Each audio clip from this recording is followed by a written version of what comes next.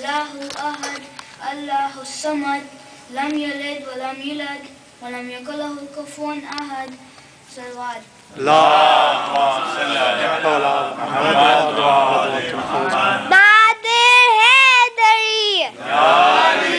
My topic is best of the worshippers. It is difficult to describe his qualities, but what I see is a complete man. He was the best father, son, friend, teacher, master, and above all, mentor. We know him today as Imam Zain al-Abidin alayhi salam.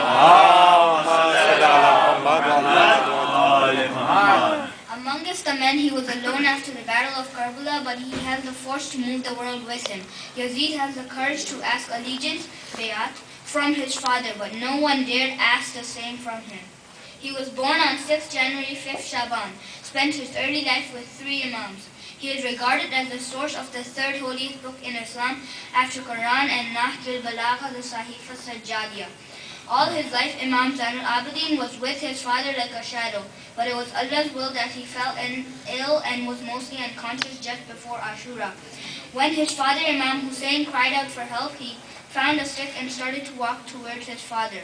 His auntie Bibi Zainab stopped him and said, "My son, you are the guardian of all of us, and your divine mission is not to die here, but to convey the message of your father to the people."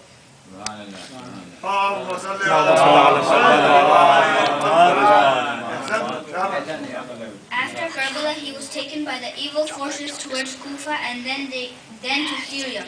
They tortured him with heavy chains built with pointed wires, and they whipped him. If he stopped for a break, he was not allowed to sit or to even relax for a while. There was no mercy for him. Even then, he was the height of tolerance, forgiveness, and self-sacrifice. One day, the assassin of Hazrat Ali Akbar came for help. He thought Imam did not recognize him.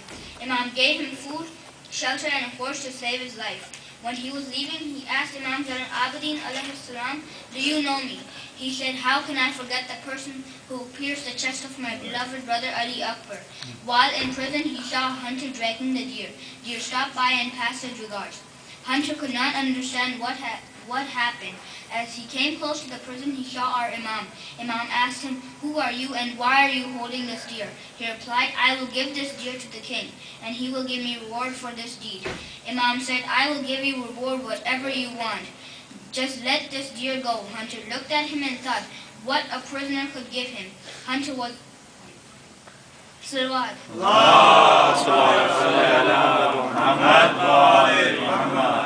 Imam picked some stones from the sand and turned them into gems and diamonds and gave it to the hunter.